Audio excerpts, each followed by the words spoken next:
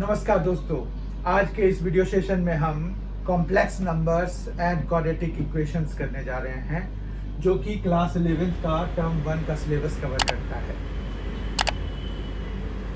आज के इस सेशन में हम कॉम्प्लेक्स नंबर की ज़रूरत क्यों पड़ी ये जानेंगे। फिर हम कॉम्प्लेक्स नंबर्स के अलजेब्रा को जानेंगे। पहले हम इन दोनों चीज़ों को जानते हैं कि हमें आखिर इतने नंबर्स हैं हमारे नंबर सिस्टम में, लेकिन फिर भी हमें एक नए नंबर सिस्टम की आवश्यकता क्यों पड़ गई। तो इसके लिए हम एक एग्जांपल लेते हैं। मान रखिए कि हमें एक क्वाड्रेटिक इक्वेशन दिया हुआ है x² + 4 = 0। इसको हमें सॉल्व करना है। तो जब हम इसको सॉल्व करने जाते हैं तो हम जो है इसको x² = -4 लिखते हैं। फिर इसको सॉल्व करने के लिए हम लिखते हैं x = ±√4। अब यहाँ पर ये आके बात अटक जाती है कि आखिर जो है ये कोई नंबर है कि नहीं है। ये जो हमने नंबर ऑब्टेन किया है √4, ये कोई नंबर है कि नहीं है। तो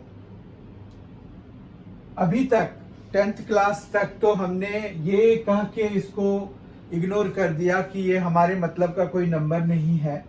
लेकिन ये जो है फंडामेंटल थ्योरम ऑफ अलजेब्रा, उसको जो है ये फिर डिफाई करने लग गया कि वहाँ पर थ्योरम ऑफ अलजेब्रा का जो स्टेटमेंट है वो ये है कि अगर कोई भी पॉलिनोमियल आपको दिया हुआ है, उसके कॉम्प्लेक्स कोफिशिएंट्स हैं, तो उसके कॉम्प्लेक्स रूट्स होंगे एटलीस्ट 1। ठीक है। अब यहाँ पर क्या हुआ कि अगर इस तरह से देखें तो हमारे पास जो कॉम्प्लेक्स नंबर से पहले का नंबर सिस्टम है उसमें से कोई भी नंबर ये नहीं है। तो इसीलिए हमें अगले नंबर सिस्टम की जरूरत पड़ी, जिसको कि हम कॉम्प्लेक्स नंबर सिस्टम के नाम से जानते हैं। We know it by the name of complex numbers, and that is why we need complex numbers. Let us take another example. मान रखिए कि आपके पास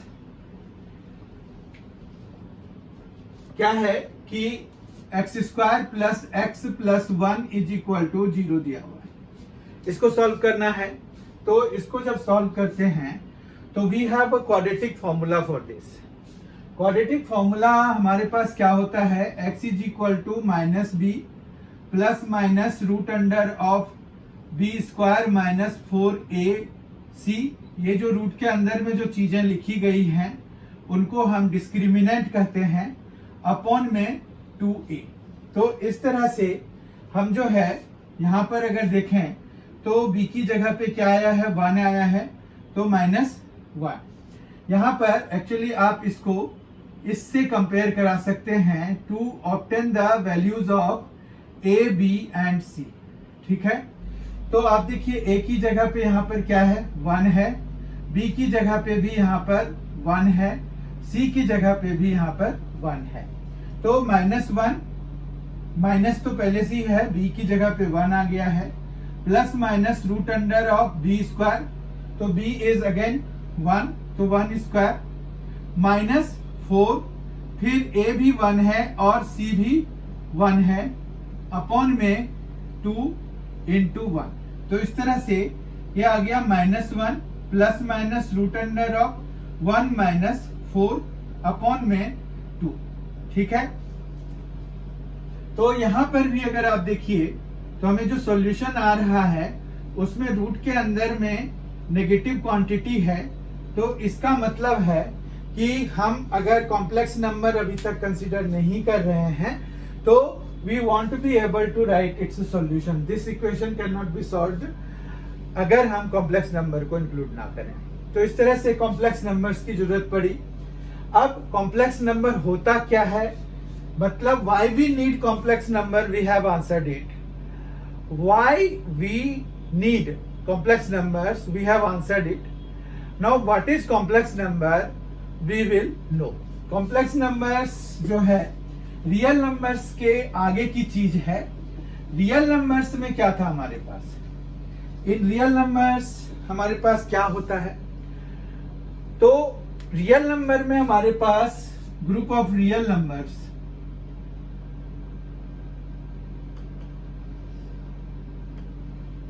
में रैशनल और इरेशनल दोनों आते हैं।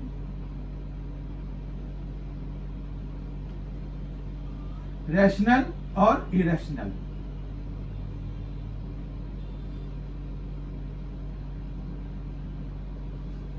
रैशनल नंबर्स वो होते हैं जिनका की टर्मिनेटिंग डेसिमल रिप्रेजेंटेशन होता है या फिर रिपीटिंग डेसिमल रिप्रेजेंटेशन होता है। मतलब जैसे आपके पास 2.5 इस तरह का होगा या फिर 6.3333 सो ऑन, जिसको कि हम 6.3 बार भी लिखते हैं। ठीक है। और इरेशनल नंबर्स क्या होते हैं? इरेशनल नंबर्स वो होते हैं जो कि रैशनल नंबर नहीं होता। रैशनल नंबर को हम एक और तरीके से डिफाइन करते हैं जिनको कि हम P बाय Q की फॉर्म में लिख सकते हैं। P और Q जो है हमारा इंटीजर होता है और साथ में Q जो है वो नॉट इक्वल टू 0 होता है। ठीक है। इरेशनल नंबर्स वो नंबर्स होते हैं जिनके ना तो टर्मिनेटिंग और ना तो रिपीटिंग डेसिमल रिप्रेजेंटेशन होते हैं। जैसे √2, √3, √5, इस तरह से इन सभी के इवन पाई भी एक इरेशनल नंबर ही है। तो ये सभी इरेशनल नंबर्स होते हैं। तो अभी तक रियल नंबर्स में ये सारी चीजें आती थी। रियल नंबर्स को हम एक और डेफिनेशन दे सकते हैं कि इसका स्क्वायर जो है पॉजिटिव होता है। रियल नंबर्स में एक खास बात आप देखिए कि स्क्वायर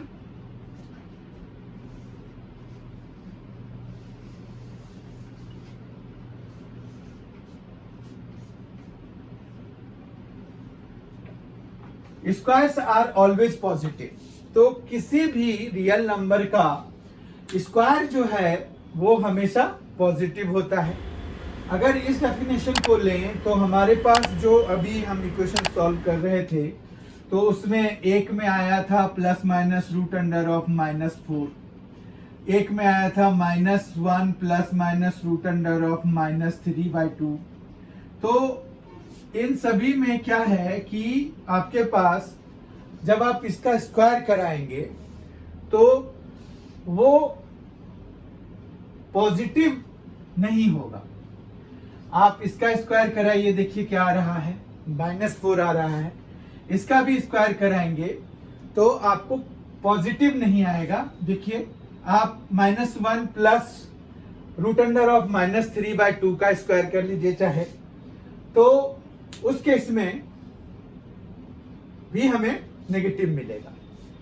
हम कर लेते हैं।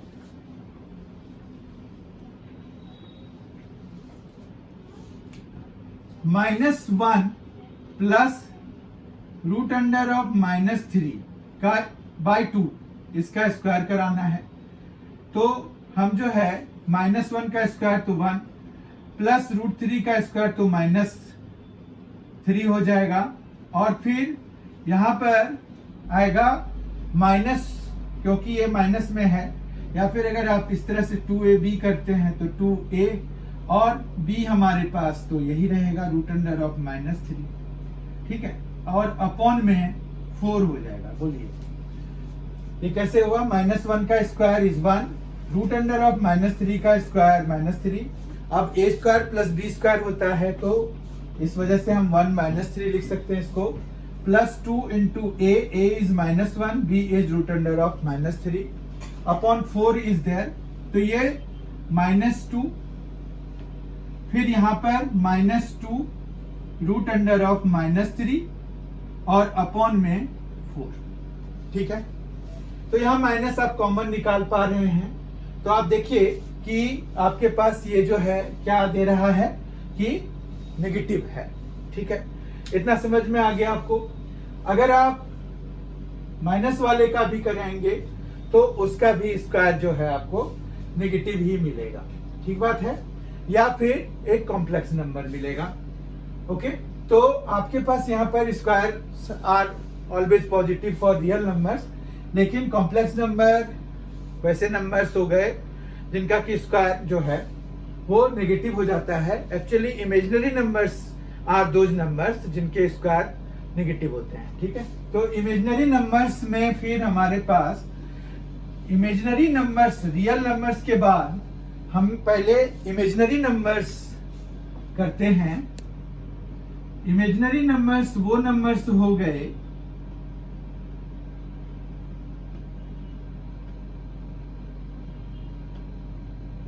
जिनका कि स्क्वायर जो है वो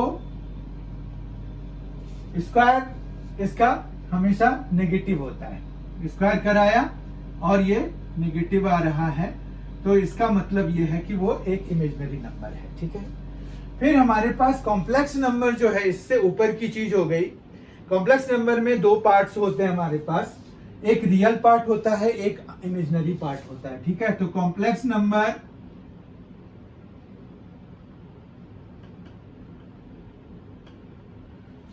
नंबर्स में हमारे पास क्या क्या होगा।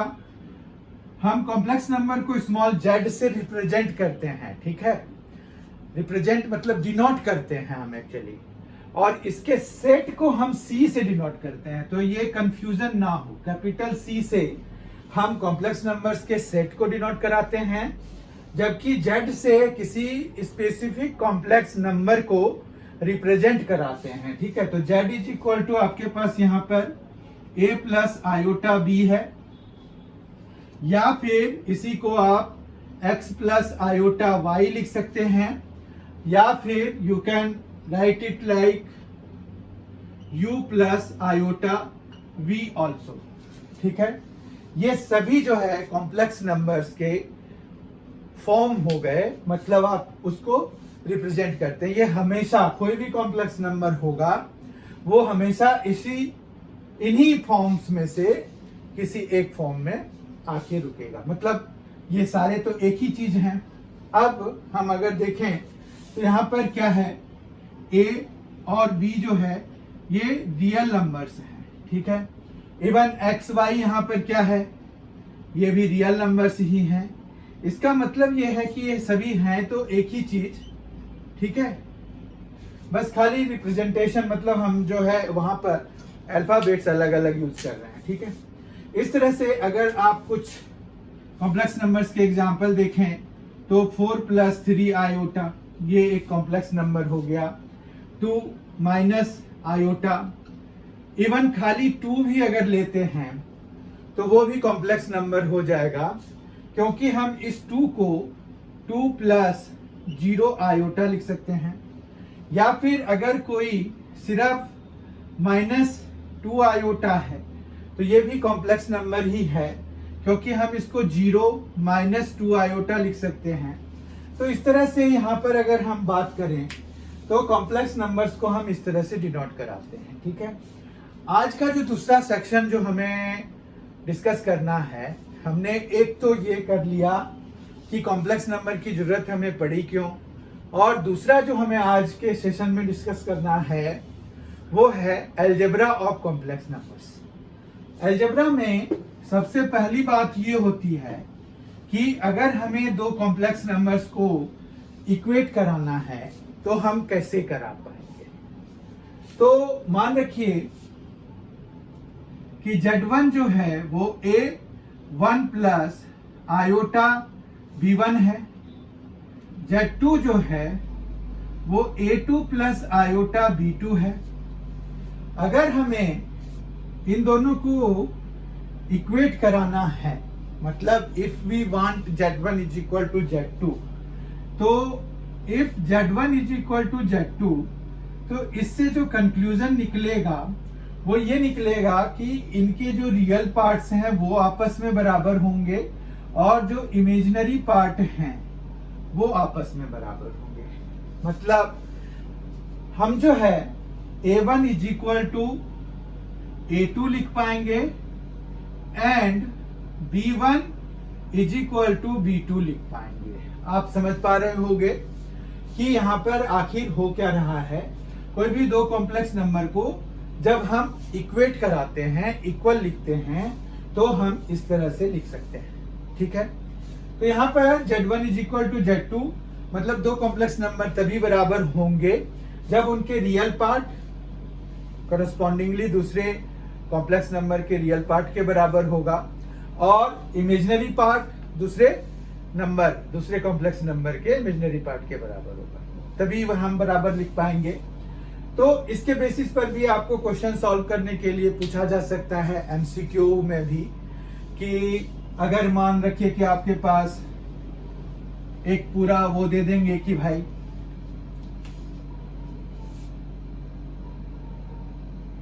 if 2a minus b plus 3a plus b iota, ठीक है, ये एक कॉम्प्लेक्स नंबर है, is equal to 5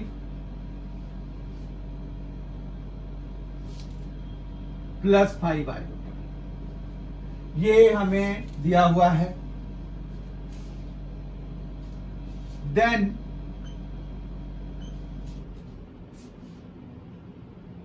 the values of A and B are, ठीक है। अब यहां पर आपको ऑप्शंस दे देंगे कि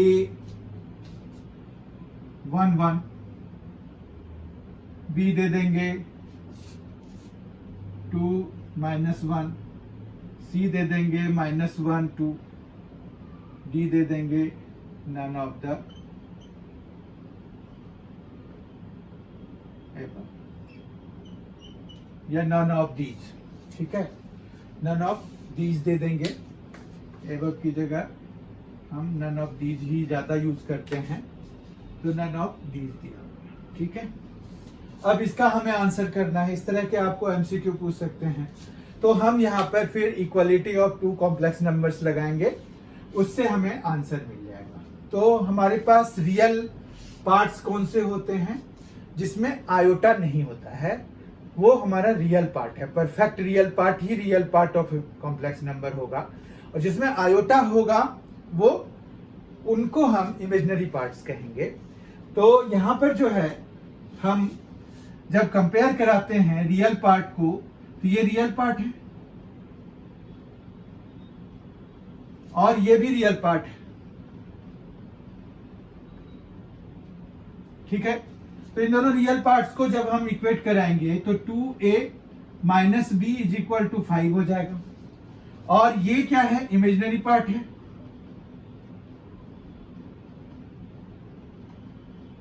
और इसका ये भी इमेजिनरी पार्ट है, ठीक है। ये और ये दोनों इमेजिनरी पार्ट्स हैं। तो इमेजिनरी पार्ट में हमें आयोटा नहीं लेना है, ठीक है। आयोटा से हमें ये पता चलता है कि उसका इमेजिनरी पार्ट क्या है, पर जब हम कंपेयर करा रहे होते हैं तो हमें जो है इमेजिनरी पार्ट उस नंबर को लेना होता है, रियल नंबर को, ठीक है। यहाँ पर देखिए 5 रियल नंबर है, तो 2a माइनस बी हमारा कितने के बराबर हो गया? 5 के बराबर हो गया। इसी तरह से 3a प्लस b जो है वो भी 5 के बराबर दिया हुआ है, ठीक है। अब जो है हम इनको सॉल्व करेंगे like we do for 2 linear equations in 2 variables. तो यहाँ पर हम जस्ट ऐड करा देते हैं। ये देखिए माइनस बी प्लस बी है, तो ये दोनों कैंसिल हो जाएंगे। तो यहाँ पर क्या गया? 5a आ गया, तो ये 10 हो गया। तो यहाँ से a इज इक्वल टू कितना आ जाएगा? 10/5, तो ये आ गया 2। अब b की बात करें अगर, तो b इज इक्वल टू क्या हो जाएगा? यहाँ से अगर हम b निकालना चाह रहे हैं तो वो कैसे निकलेगा? इस b को इधर ले गए, 5 को इधर ले आए, तो b is equal to 2a और माइनस 5, ठीक है। अब 2 हमें a की वैल्यू है, तो यहाँ पर क्या आ जाएगा? 2 2 4, 4 माइनस 5, तो ये कितना आ जाएगा? -5। तो b इज इक्वल टू -1 आ गया।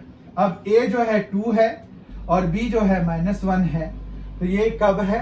तो ये b पार्ट में है, b ऑप्शन इसका करेक्ट हो जाएगा। समझ रहे हैं आप? तो इस तरह के आपको पूछ सकते हैं इक्वालिटी ऑफ 2 कॉम्प्लेक्स नंबर्स के बेसिस पर एमसीक्यूज, ठीक है।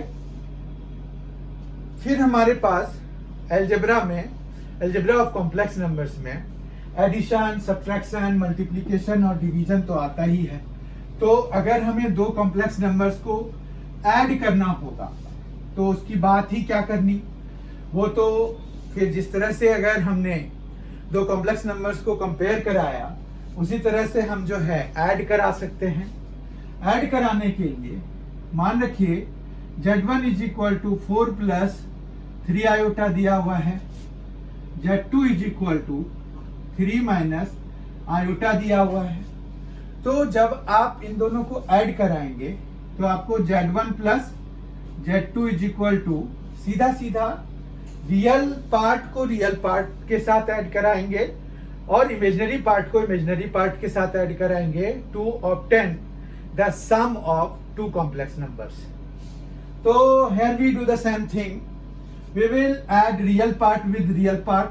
4 will be added with 3 to give us 7, and 3 iota will be added with minus iota to give us what?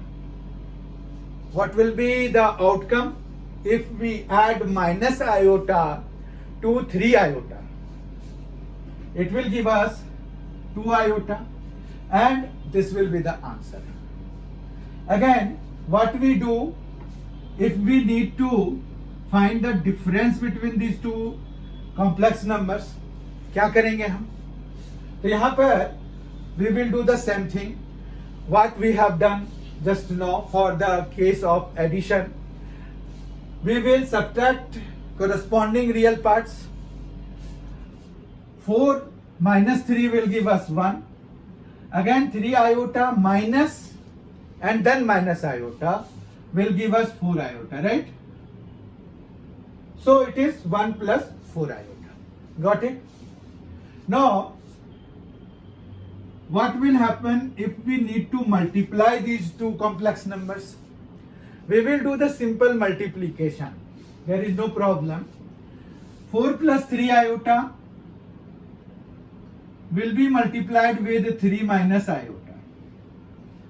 Now 4 into 3 will give us 12, or we can do it in this way. 4 into 3 minus iota plus 3 iota into 3 minus iota, and it will be 12 minus 4 iota plus 3 iota into 3 will give us 9 iota. So we will write here 9 iota and minus 3 iota square. Now here comes one concept which we need to find out.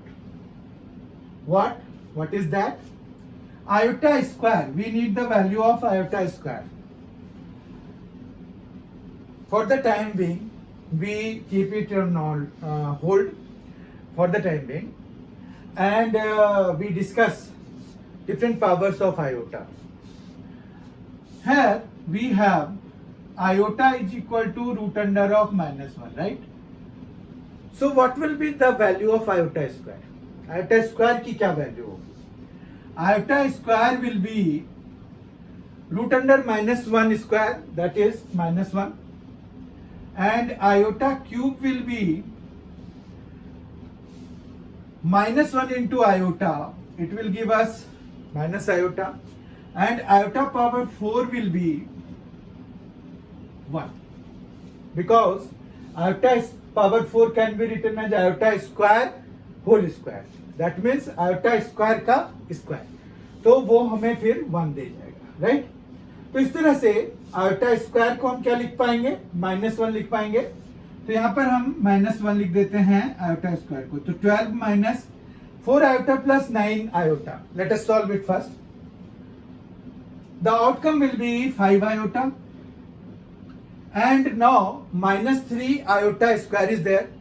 For iota square we will get -1 and -3 is there, so they will multiply together to give us +3. ये हमें मिल जाएगा। 12 plus 3 will give us 15 plus 5 iota. I hope कि आपको ये समझ में आ गया होगा कि हो क्या रहा है। तो हम इस तरह से मल्टीप्लाई कराते हैं किसी भी दो कॉम्प्लेक्स नंबर्स को, अगर हमें मल्टीप्लाई कराना होता है तो। And how we divide two complex numbers, दो कॉम्प्लेक्स नंबर्स को हम डिवाइड कैसे कराते हैं। तो डिवाइड कराने के लिए भी हम अपॉन में लिख देंगे, ठीक है। तो अपॉन में लिखने के बाद हमें एक और चीज चाहिए होती है, तो वो हम जानते हैं कि क्या करना पड़ेगा। तो यहां पर जैसे अगर हमें डिवीजन चाहिए तो Z1 by Z2 will give us 4 plus 3 iota and upon में 3 minus iota will give us, right. Now हमें इनको मल्टीप्लाई कराना है 3 माइनस आयोटा के कॉन्जुगेट से। What is that? इसके इमेजिनरी पार्ट का साइन चेंज कर दीजिए तो you will get what is known as conjugate of this complex number. That means for 3 minus iota, 3 plus iota is the conjugate of this number. ठीक है, तो 3 plus iota हम जो है न्यूमरेटर और डिनोमिनेटर दोनों को 3 plus iota से मल्टीप्लाई करा देंगे। And for the numerator we will do the normal multiplication which we have done just now to multiply the two complex numbers. दो कॉम्प्लेक्स नंबर्स को मल्टीप्लाई कराने के लिए जो भी हमने किया था वो करेंगे न्यूमरेटर में, जबकि डिनोमिनेटर में हम a minus b into a plus b का फॉर्मूला लगा देंगे। What is that? A square minus b square will be there, तो it is like this one. Now again we need iota square है, so it will be -1, minus is already there so it will be +1, 3 square 9। तो ये जो denominator है वो तो चलो solve होके 10 दे गया हमें, ठीक है। न्यूमरेटर में हम 4 3 12 लिखेंगे प्लस 4 आयोटा प्लस 9 आयोटा, तो 13 iota will be there and then 3 iota square minus 3 will be there, so it will be 9 plus 13 iota, 9 plus 13 iota and upon 10. So we have done the division of two complex numbers also, and in the meantime or on the way we also can to know what is conjugate of a complex number. Conjugate क्या होता है complex number का वो भी हमें पता चल गया। तो इस तरह से हमने algebra of complex numbers भी कर लिया। complex numbers की जरूरत क्यों पड़ी ये हमने डिस्कस कर लिया। क्वाड्रेटिक इक्वेशंस को सॉल्व करने के लिए हमने फंडामेंटल थ्योरम ऑफ अलजेब्रा देख लिया। फंडामेंटल थ्योरम ऑफ अलजेब्रा के हिसाब से ये था कि अगर कोई भी पॉलिनोमियल आप लेते हैं of degree n and having complex numbers as its coefficients, तो उसके कॉम्प्लेक्स रूट्स होंगे, ठीक है। और जितने होते हैं मतलब पावर, उतने ही आपको रूट्स भी होते हैं। तो n अगर पावर है किसी भी पॉलिनोमियल का तो उसके n जीरोज होते हैं। एक्चुअली पॉलिनोमियल के केस में हम उनको जीरोज कहते हैं, जबकि वही चीज इक्वेशन की केस में रूट बन जाता है, रूट्स बन जाते हैं। जैसे लिनियर इक्वेशन का तो रूट बन जाएगा, लेकिन quadratic equations and on words जो हम करेंगे क्यूबिक या बाई क्वाड्रेटिक, तो इन सभी के रूट्स हो जाते हैं, ठीक है। तो उतने ही रूट्स होते हैं जैसे क्वाड्रेटिक इक्वेशंस हैं, हमने सॉल्व किया है 10th क्लास में, तो हमेशा हमें 2 रूट्स मिलते हैं। क्यों?